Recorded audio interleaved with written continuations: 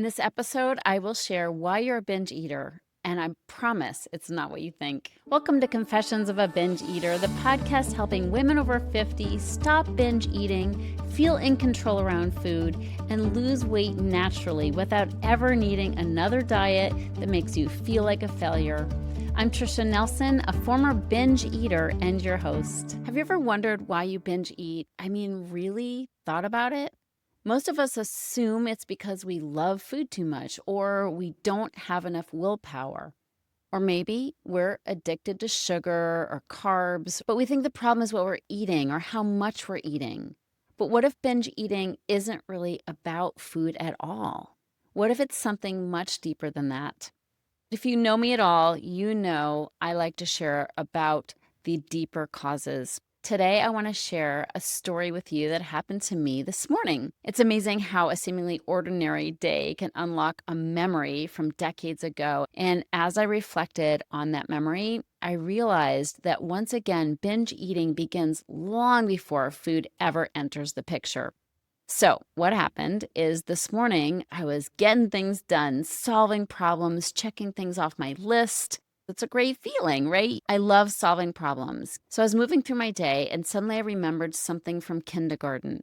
I was about 5 years old and we were painting at our easels. And I noticed that the paints were dry and hard. They weren't smooth anymore and it was hard to use them to paint.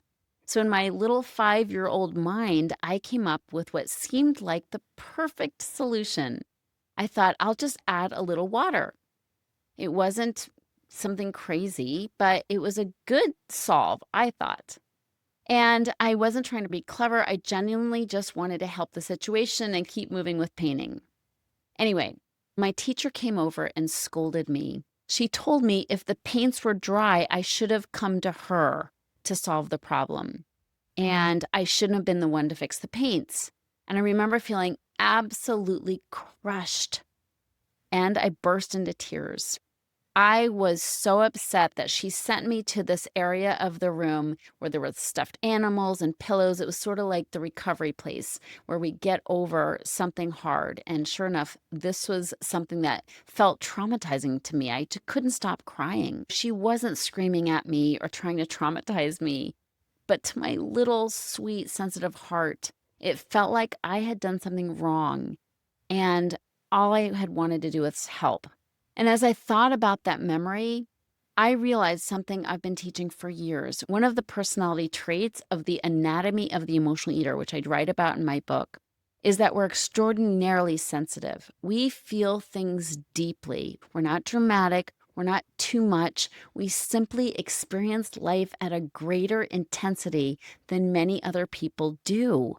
Do you recognize yourself in that? We're deep feelers, and until we know how to manage that, it comes at a cost. Think about two children being corrected by a teacher. One child shrugs it off and says, "Oops, won't do that again." But a child like me, and probably you, hears something very different. We don't just hear correction, we hear rejection. We hear disappointment. Somewhere inside, we begin to believe that we've done something wrong. Or truthfully, we start to believe that there's something wrong with us. We absorb criticism differently. We replay it. We feel it in our bodies. I've seen this in thousands of women that I've worked with over the years. As emotional eaters, we are so incredibly sensitive. Someone gives us a funny look and we assume we've upset them. We start perseverating on what did I do? What did I do? Someone doesn't text right back and we worry that we've done something wrong. You may be seeing yourself in this. We take criticism to heart. It can throw us completely off balance. I've often described emotional eaters as walking around like a human pincushion. Everything pokes us, everything hurts. Every disappointment or criticism or harsh word or even harsh events in the world. It feels like another pin in our pincushion. And life can become exhausting when you're wired this way because you're feeling everything at full volume. And here's where the binge eating comes in. The food isn't the problem. The food becomes the solution. Think about that. If life feels overwhelming because you experience everything so intensely, of course you're going to reach for something that brings you comfort.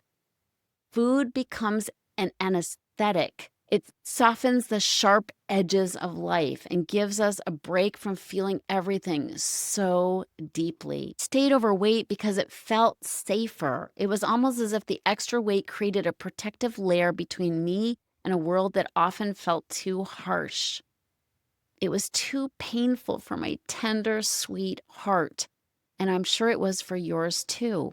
Looking back, I can see how food and weight became part of my emotional survival strategy. So one of the interesting things that happens in recovery is that after women stop overeating, they often become even more aware of how sensitive they really are. I hear it all the time from my clients. And it's not because recovery isn't working, it's because they've removed the anesthetic. Okay? They're finally feeling life without using food to numb it.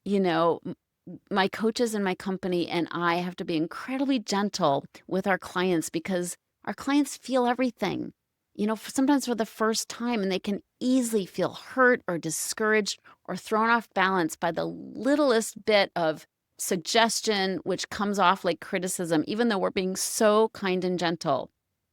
Just like that little girl who got some feedback about the paints and the water.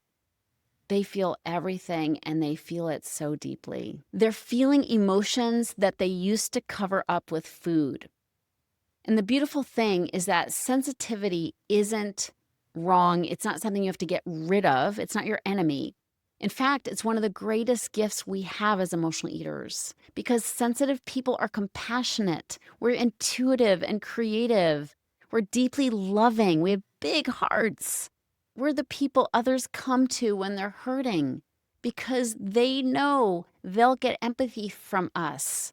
They know we'll understand what it means to feel deeply. And the goal isn't to become less sensitive. The goal is to learn how to manage our sensitivity so it doesn't tip us over into overeating.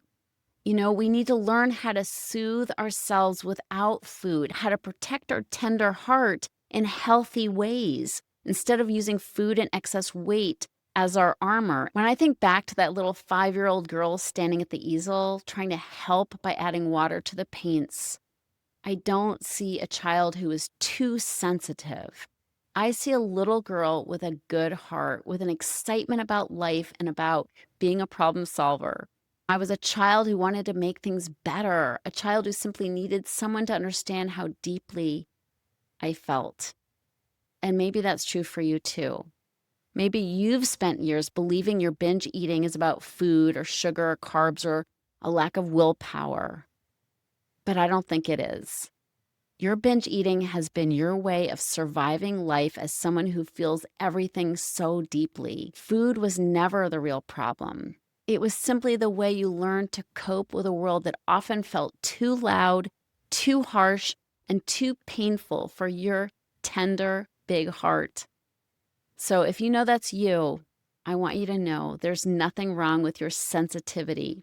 You don't need to fix it. You don't need to harden yourself and put up walls. You simply need new ways to care for that tender heart so food no longer has to do the job. That's where healing begins. If this episode resonated for you, I invite you to take the first step on your healing journey.